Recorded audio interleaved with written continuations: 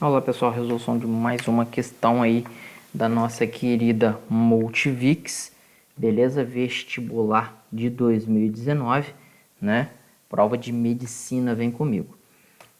Pedro ganhou uma calculadora científica e fica testando a recursividade de funções diversas. Pedro se viu surpreso e com a função em como a função raiz cúbica de, né, no caso y raiz cúbica de x, ao ser aplicada recursivamente, aplicada sobre um valor, né, resultado dela próprias vezes, sempre se aproxima de um resultado igual a 1, ela vai tendendo a 1.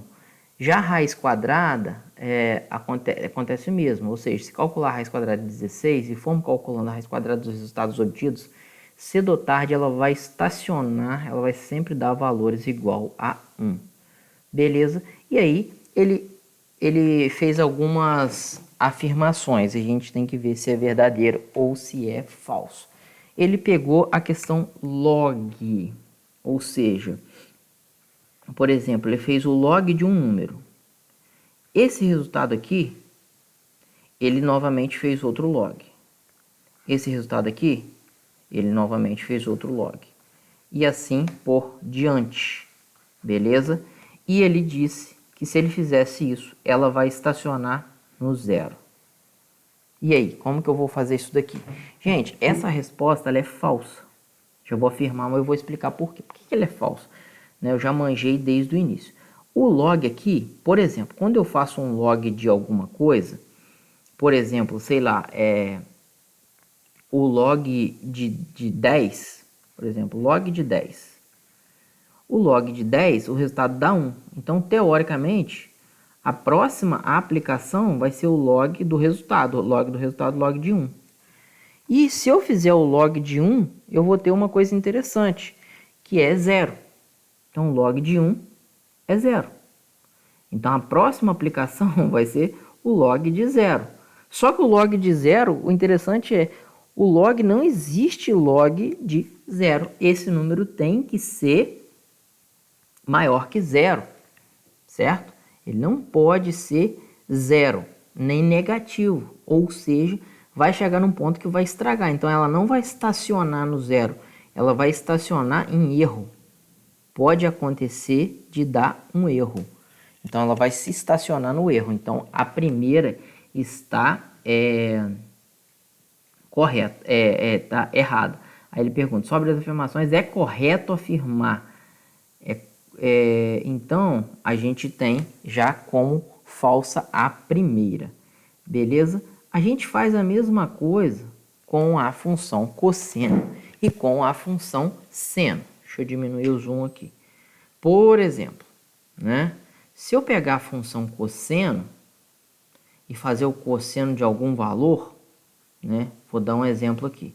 Sempre com um exemplo que eu acho que é mais fácil. Cosseno de... Por exemplo, cosseno de 90.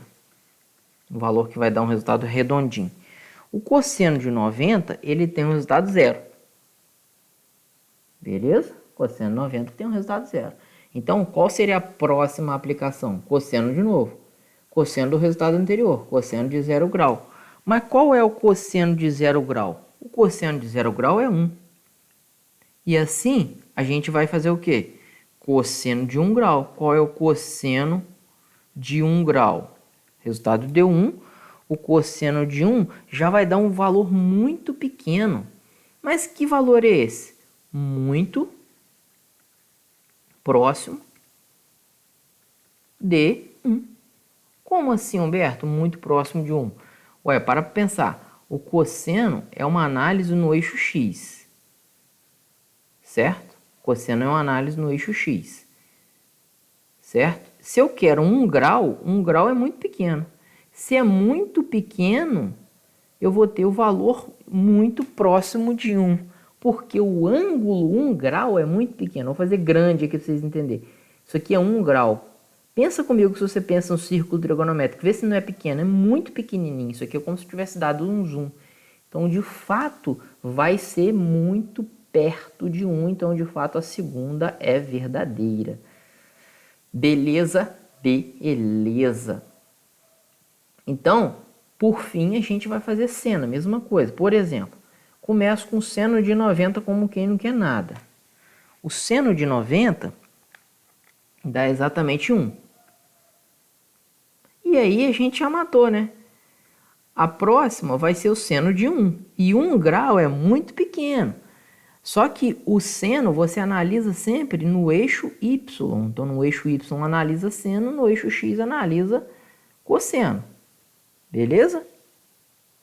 Então, quando eu fizer o seno de 1, ok? O seno de 1 eu vou analisar no eixo Y. Só que no eixo Y aqui, eu vou estar perto de quem? Eu vou estar perto de 0. Certo? Então, o eixo Y eu vou estar perto de 0. Por quê? Entendam, galera. O seno analisa o eixo Y. Então, o 1 está aqui em cima. Aqui está o 0. É diferente do cosseno. O cosseno, o 1 fica aqui e o 0 fica no mesmo lugar. Então, entenda, o 1 grau para cosseno é próximo de 1. Para seno é próximo de 0. Então, a alternativa C também é verdadeira. E assim a gente finaliza. Quem são as corretas? A alternativa letra D. Somente 2 e 3 são corretas.